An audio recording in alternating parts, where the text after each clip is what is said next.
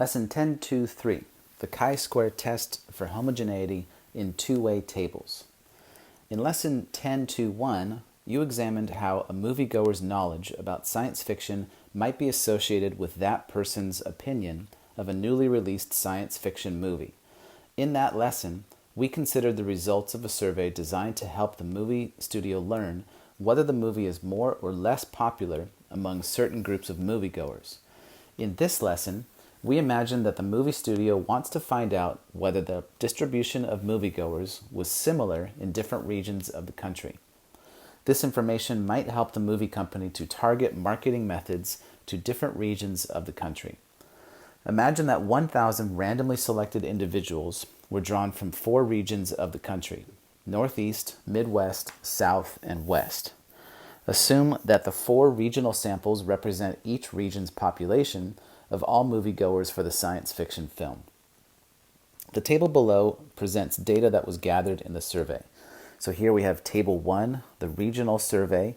We've got 3 rows related to self-reported science fiction knowledge level, and we have 4 columns related to region: Northeast, Midwest, South, and West. We also have totals on the right for each row and totals down below for each column, and then the grand total of 1,000 in the bottom right. You are interested in knowing if the true self-reported science fiction knowledge level category proportions are the same for each regional population. Are the proportions of moviegoers' knowledge about science fiction the same for each region? In order to answer this question, you will need to conduct what is called a chi-square test for homogeneity. Homogeneity essentially relates to whether things are the same. So the analysis method that we have for the chi-square test for homogeneity, the chi-square test for homogeneity first investigates whether the distribution of a single categorical variable is similar across multiple populations, and also assumes that distinct independent random samples have been taken from each population. Note that the chi-square test for homogeneity is a different test from a chi-square test for independence. A chi-square test for independence investigates the relationship between 2 categorical variables in a single population using 1 random sample selected from the population. So even though the 2 tests are different, the steps for conducting a chi-square test for homogeneity are remarkably similar to the steps for conducting a chi-square test for independence. The only difference in the procedures for conducting the 2 tests are in the statements of the hypotheses and in the subsequent final statement of your analysis results in context. So first, our null hypothesis. For a chi-square test for homogeneity, the null hypothesis states that the distribution of the population proportions for a categorical variable is the same in all populations of interest. So that's our null hypothesis. In the regional survey example that we have, the null hypothesis is that the distribution of the population proportions for self-reported science fiction knowledge level is the same for each region's population of moviegoers for this movie. The alternative hypothesis for a chi-square test for homogeneity states that the distribution of the population proportions for a categorical variable of interest is not the same for all populations of interest. So that is our alternative hypothesis. In the regional survey example, the alternative hypothesis is that the distribution of the population proportions for self-reported science fiction knowledge level is not the same for each region's population of moviegoers for this movie. In order to conduct a chi-square test for homogeneity, the sample must be a random sample, as we've seen in all of our samples, and all expected counts must be at least 5, like we've seen throughout this module. As with a chi-square test for independence, in a chi-square test for homogeneity, the expected count for a combination of a row variable category with a column variable category is as we saw before. Expected count is equal to row category total times the column category total divided by the grand total. When calculating expected counts, just remember it is fine if the expected counts are non-integer values. You should generally not round expected counts to whole numbers. The sum of your expected counts for a given row should equal that row's total in your sample, and the sum of your expected counts for a given column should equal that column's total in your sample. This is exactly like we saw in the previous lessons. So number 1, for the regional survey example, record the expected counts in the table below. The counts are filled in already for the first column. Verify that the 12 expected counts are all greater than or equal to 5. Verify for each row that the sum of your expected counts equals the row total. Verify for each column that the sum of your expected counts equals the column's total. So the expected counts are what we're going to put into this table. Again, we've got rows for very knowledgeable and columns for region. So they've already done the work for the Northeast region. Notice what they did for the very knowledgeable in the Northeast. Took the row total of 400, multiplied by the column total of 300, and then divided by 1,000, and that's where they got 120. So if we stay in the very knowledgeable row, I'm going to do the expected count for the Midwest. So this would be 400 times the column total for the Midwest, which is 250, divided by 1,000, and that's going to be 100. And then moving over to the South, the row total again is 400, but now times the column total of 350, and then again dividing by 1,000, and that would give us 140. And then for the West, I would have a row total of 400 times a column total of 100 divided by a grand total of 1,000, and that gives us 40. And while we're here in this column for very knowledgeable, let's just check that 120 plus 100 plus 140 plus 40, that does add up to 400. All right, so now we'll move on to the second row for moderately knowledgeable. In the Midwest column, I would have a row total of 250 for the moderately knowledgeable group, and then multiply by a column total of 250 for the Midwest, and then divide by 1,000 for the grand total, and that gives us 62.5 for that expected count. And then moving over to the South column, row total of 250 times column total of 350 divided by grand total of 1,000. That gives us 87.5. And then for the West, again, the row total is 250 times a column total of 100, and then divided by a grand total of 1,000, and that leaves us with 25. And again, if we add up the row values for moderately knowledgeable, 75 plus 62.5 plus 87.5 plus 25, that does add up to 250.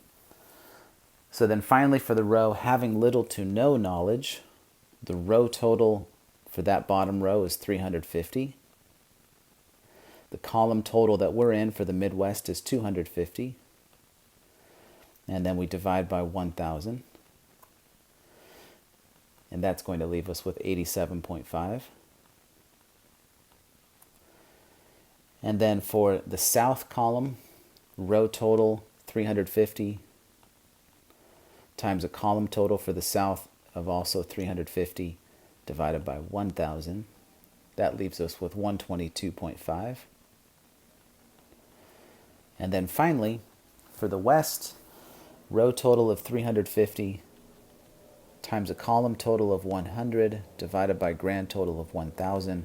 That leaves us with 35. And so we can see that in the bottom row, 105 plus 87.5 plus 122.5 plus 35, that does leave us with 350. And then if we check the column totals, 120 plus 75 plus 105, that equals 300. That's in the Northeast. For the Midwest, 100 plus 62.5 plus 87.5, that equals 250. For the South, 140 plus 87.5 plus 122.5, that does add up to 350. And then for the west, 40 plus 25 plus 35, that adds up to 100. While we're here, let's just reflect on what we found with these expected counts and how this relates to our test. If we go back to the previous page, we'll see that the null hypothesis says the distribution of the population proportions for a categorical variable is the same in all populations of interest. So,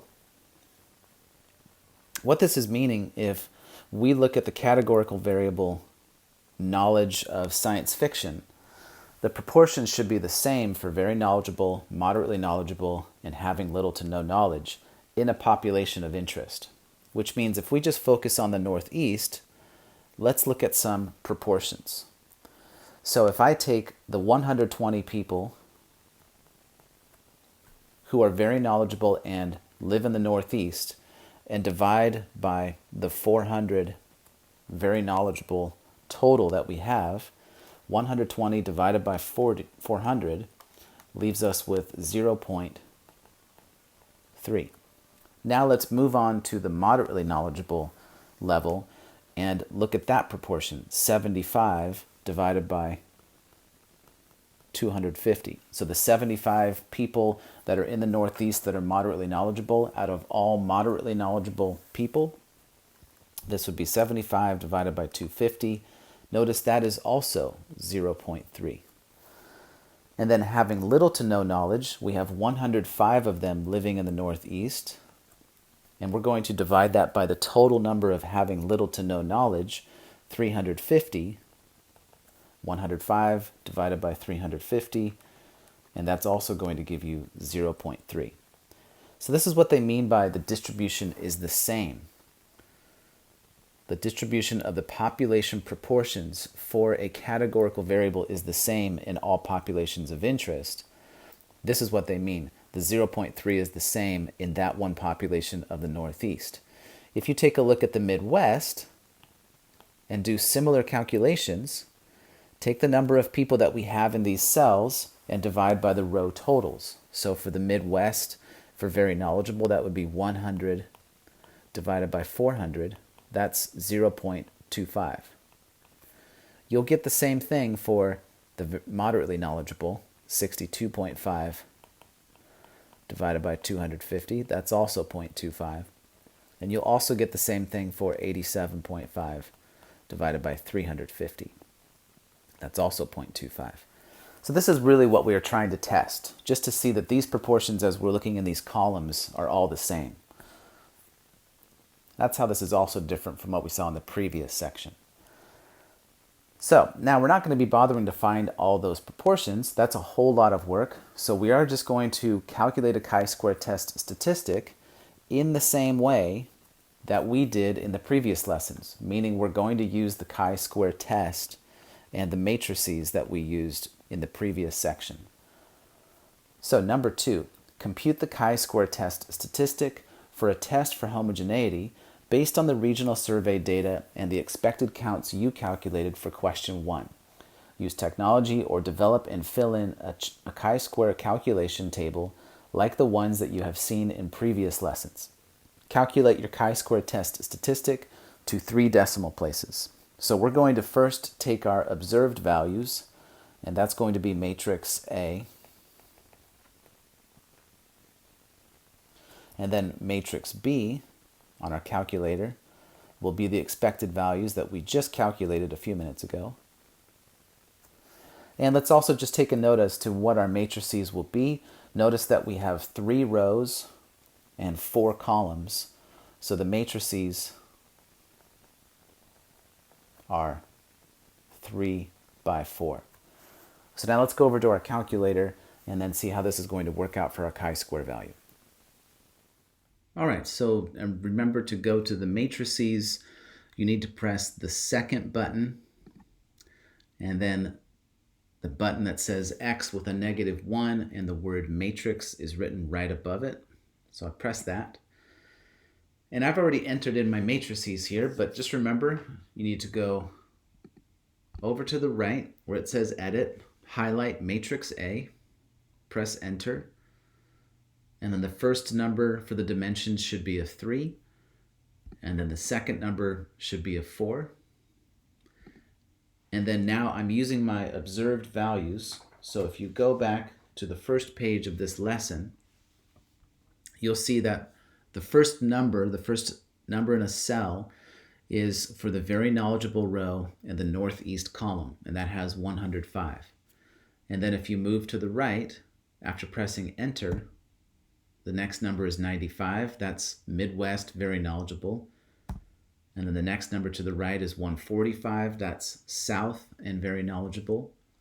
And then one more number to the right is 55, and that is West and very knowledgeable. And then if you push enter, you go down to the second row. And now I have 80 for Northeast, but now moderately knowledgeable. And then enter 60. That's Midwest and very knowledgeable. And then enter 100. That's South and moderately knowledgeable. And then finally one more to the right, 10. That's West and moderately knowledgeable.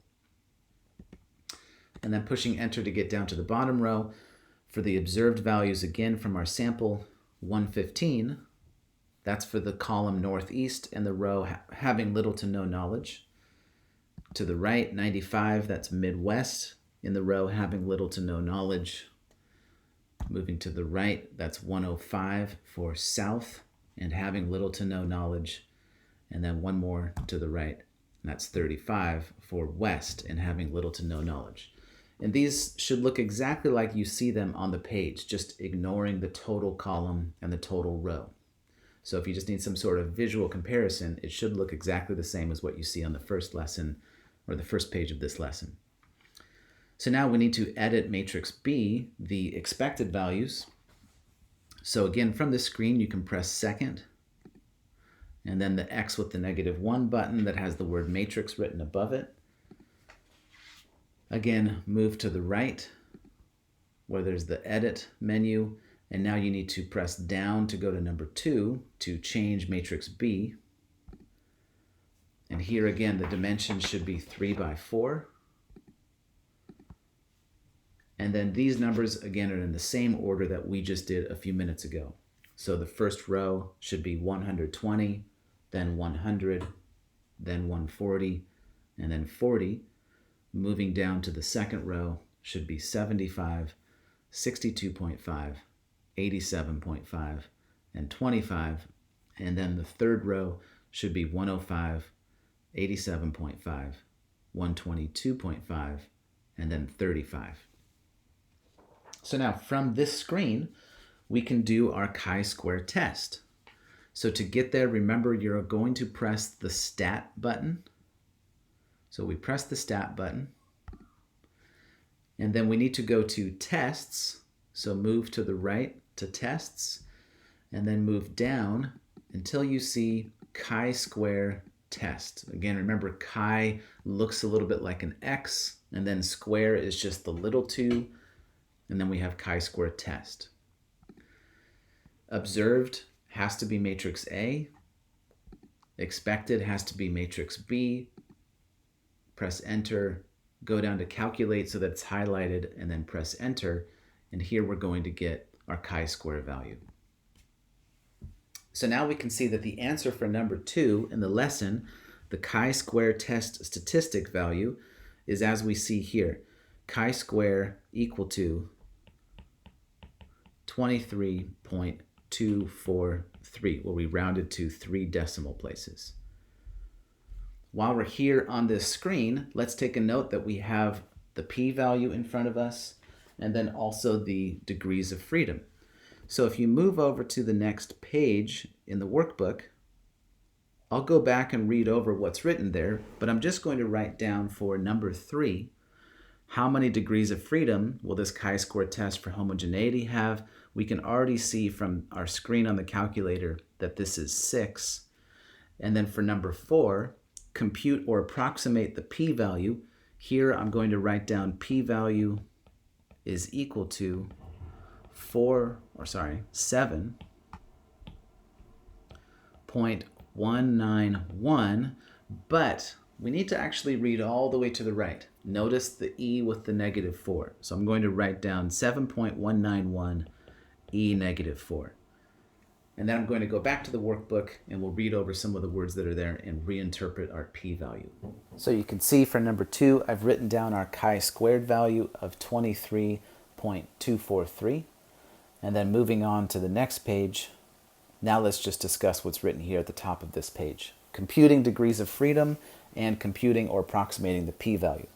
As before, p-values are computed from chi-square distributions. The shape, center, and spread of a chi-square distribution are based on degrees of freedom. Similar to a chi-square test for independence, for a chi-square test for homogeneity, degrees of freedom is equal to number of row categories minus 1 times the number of column categories minus 1. Note the row total and column total presented in a table do not represent a category of the variables of interest and should not be included in the computations above. What they're saying there is you're not using this total column or this total row in the number of rows or columns. It's just we've got 3 rows, very knowledgeable, moderately knowledgeable, and having little to no knowledge, and 4 columns, regions. Those are Northeast, Midwest, South, and West. So, number 3, how many degrees of freedom will this chi-square test for homogeneity have? We've already got that degrees of freedom is 6, but we can do it the same way that they discussed above.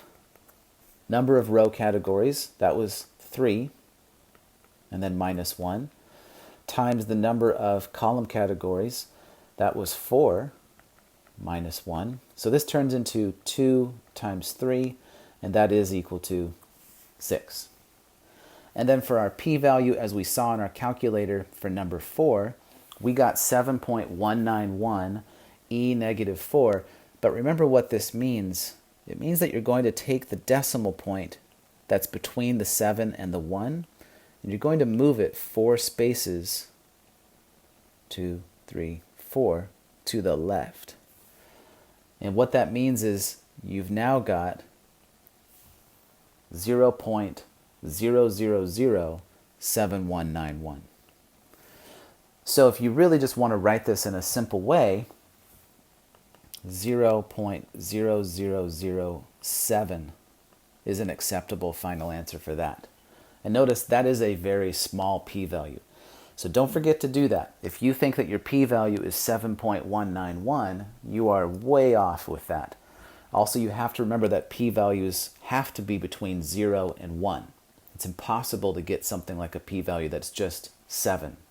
So keep that in mind. That e negative 4 is very important. So now that we've finished finding our chi-square test statistic and our p-value, as before, we can make conclusions. So the calculations are not the important part of all of this. It's the conclusions that's the important part. The rule for determining whether to reject the null hypothesis in a chi-square test for homogeneity is the same as for other hypothesis tests. We reject the null hypothesis if the p-value is less than or equal to alpha, where alpha is the level of significance. Number 5. In the regional survey example, would you reject the null hypothesis at a 1% level of significance? Explain your reasoning. So to start the explanation, let's start with our p-value. P-value is equal to 0.0007. And if we compare that to alpha, which is 0.01, we see that our p-value is less than alpha. So then according to what we've seen this whole semester in 4 modules, this is now the last lesson of all of these modules that deal with hypothesis tests, we now know that we reject the null hypothesis if the p-value is less than alpha. So reject the null hypothesis. If you're ever wondering what it is that you need to write down on the tests that we've seen in this class for do I reject or fail to reject the null hypothesis and what reason do I give, this is it. And if you go back to all the lessons we've done, you'll see that it's never changed. It's always been this the whole time. So then now number 6. Think about your decision in question 5. Do your data provide enough evidence to support the claim that the distribution of population proportions for self-reported science fiction knowledge level is not the same for each region at a 1% significance level? Explain your reasoning. So, what is the claim? The claim is that the distribution of population proportions for self-reported science fiction knowledge level is not the same for each region. Let's go back to our hypotheses. Which hypothesis had the word not the same? The alternative. So, it looks like the alternative hypothesis is the same thing as our claim. So the claim is the alternative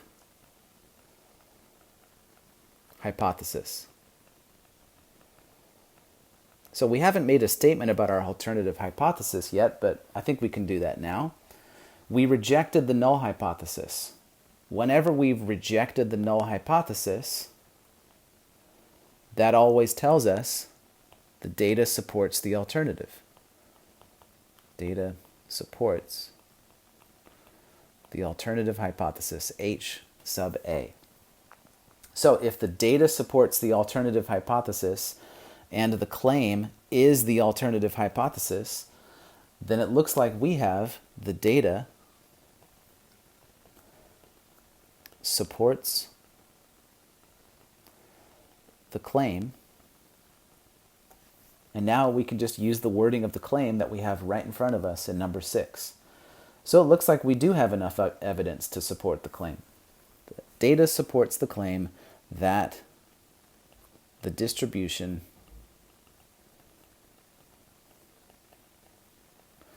of population proportions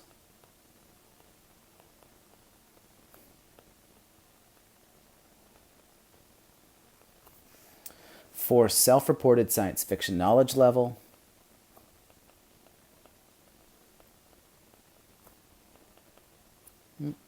self-reported science fiction knowledge level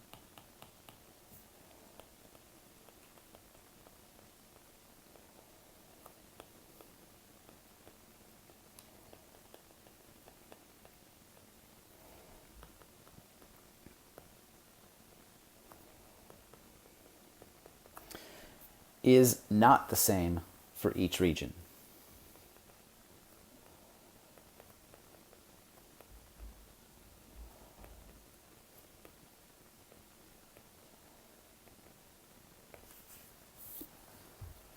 All right, so that finishes this whole hypothesis test.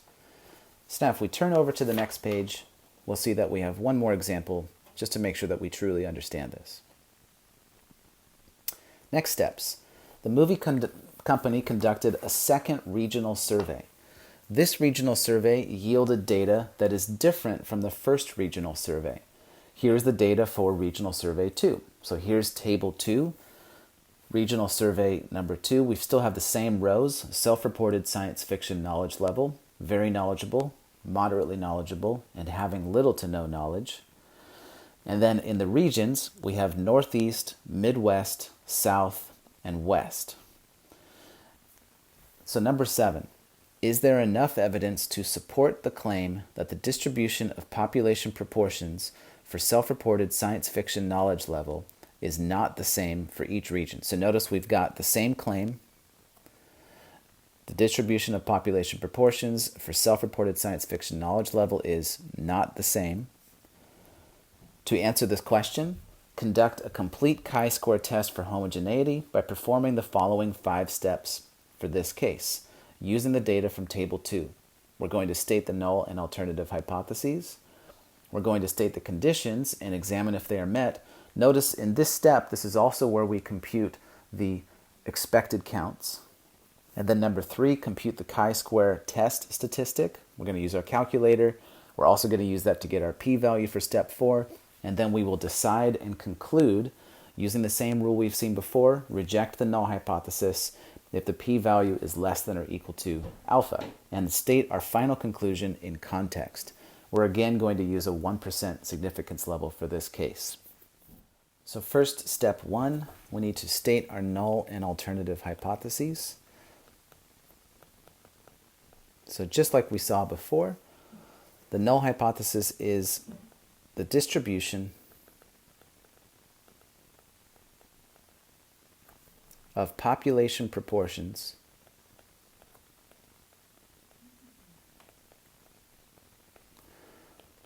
for self-reported science fiction knowledge level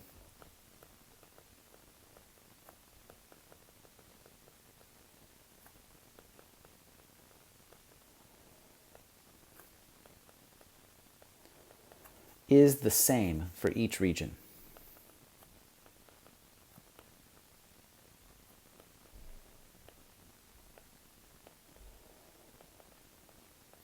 The alternative hypothesis, very easy to write down as well. You just take the sentence you just wrote down and just throw in is not the same. So, alternative hypothesis, the distribution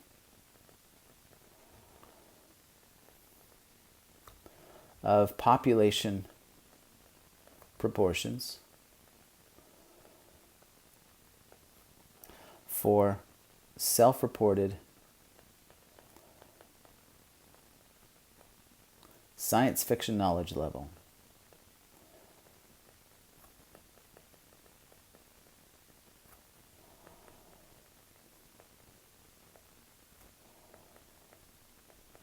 is not the same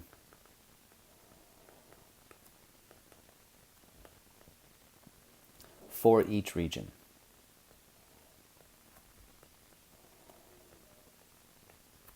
Notice these hypotheses also give us all of the context that we need. So you can't just get away with saying they are the same, they aren't the same. You have to explain what they is. So make sure that you're doing that. All right, step 2, state the conditions. So let's see. Do I have a random sample? So they conducted a second regional survey. The regional survey yielded data that is different from the first regional survey. So we'll have to assume that what the movie company is doing is random. Maybe if we look back to what they did with the first sample, we might have a clue. Randomly selected. So it looks like they're doing it the same way. So we've got random sample.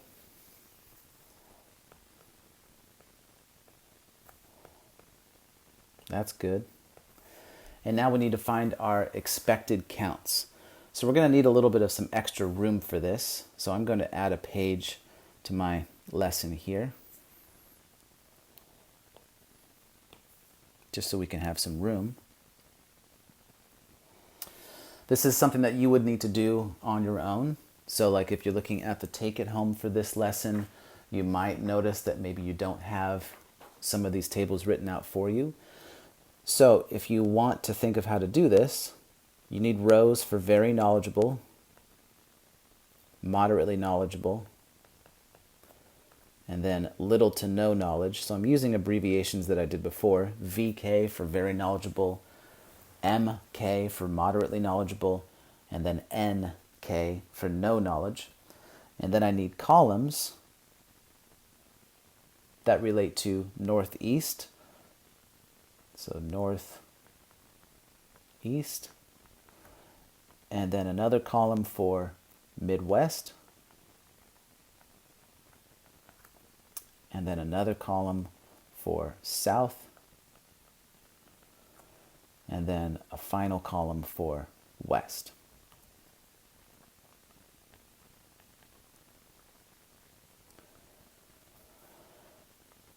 And remember, we're going to do multiplication and division. So I'm going to use the same thing that we had before.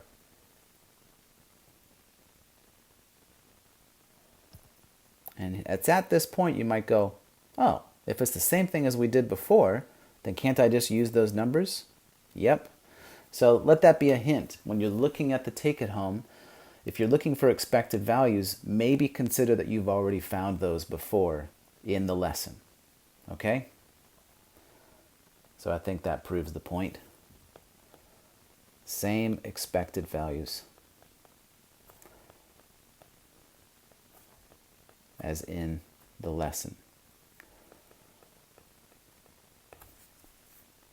Okay, so since I already have the same expected values as I have in the lesson, I'm just going to use those, and then I've got my observed values here in table 2. So now what do we have to do next? Well, do I have the conditions met? Yep, same expected counts.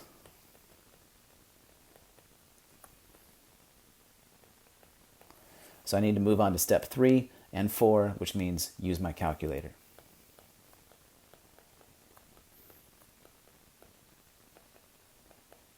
So we're going to switch over to the TI-84 and get that work done. Okay, so back here on my calculator, I need to go back to my matrix menu, second, the X with the -1 button that has the word matrix above it. We need to go to edit, and if we keep in mind that matrix A is our observed matrix, that's the only one that we actually need to change. So I press enter. It's still 3 by 4, has 3 rows, very knowledgeable, moderately knowledgeable, and having little to no knowledge. And then it has 4 columns related to region. But now I just need to replace these numbers with what is in table 2. So if you notice in table 2, the first row of numbers starts with 122. So 122, and then press enter. That moves you over to the next column. This should be the number 98 for Midwest and very knowledgeable. Press enter. This number should be for the South and very knowledgeable. It's still 145, so I'm just going to press enter to leave it as that. And then over to the right, one more, West and very knowledgeable. This should be 35. So I type 35 and press enter. And then just make sure that your row there is the same as what you see for table 2. Okay, so now I'm moving on to row 2, moderately knowledgeable. The first number in row 2 should be 73. So I type 73 and then press enter. Now the next number in row 2 should be 63. So 63 and enter. And then moving over one column, now I'm in the South column with very knowledgeable. This should be 82. So I type 82. And then finally for the West, this should be 32 for moderately knowledgeable. And then now to the bottom row, Northeast having little to no knowledge, this should be 105. And then moving to the right, Midwest having little to no knowledge, this should be 89. And then South having little to no knowledge should be 123. So 123 and enter. And then finally West and having little to no knowledge, that's 33. All right, so we've changed our observed values for matrix A. Matrix B is still the same as we had before. So if you want to just take a look, there's our expected values that we had from before. So now I've got matrix A and matrix B. Now we just need to run the chi-squared test. So we press stat, go over to tests, and then down to where you see chi-squared test. Press enter. Just remember that observed has to be matrix A and expected has to be matrix B. Highlight calculate and press enter. And now we have our results. So back on the worksheet, I'm going to write down that chi-squared is equal to 3.382 if I round to 3 decimal places. Chi-squared equals 3.382. I can also write down the p-value, which is 0.7595, which actually rounds to 0.760.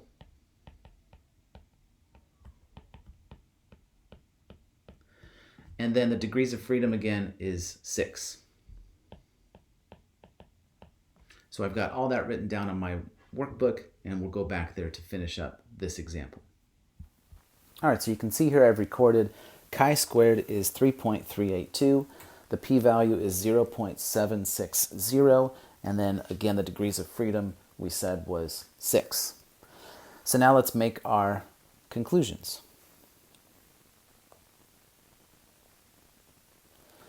So conclusions. First of all, how does the p-value relate to alpha? So our p-value is 0.760.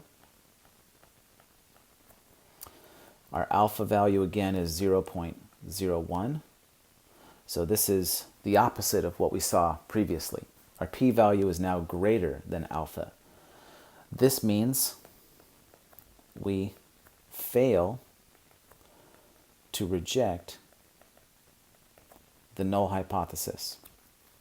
While we're at it, we can also say that the data, in this case, does not support the claim, or support the alternative hypothesis.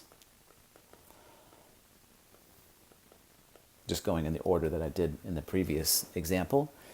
So now if we go back to the claim, again, the claim was the same as the alternative hypothesis. If you need to, you can write the word claim next to the alternative hypothesis to remind you of that. So if the data does not support the alternative hypothesis, as we just wrote down, then our final conclusion in context. When you see that phrase, conclusion in context, means you need to put this all together. The data does not support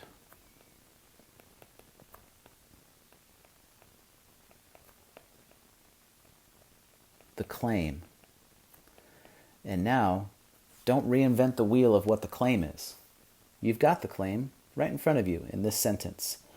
So the evidence does not support, or you could say there is not enough evidence to support the claim that the distribution of population proportions for self-reported science fiction knowledge level is not the same for each region.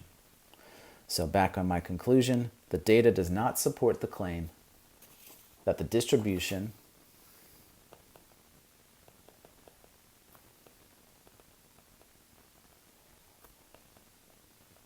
of population proportions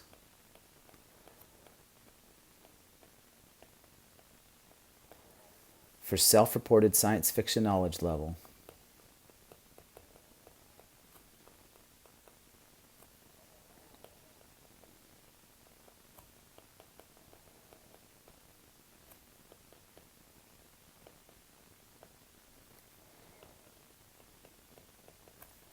is not the same for each region.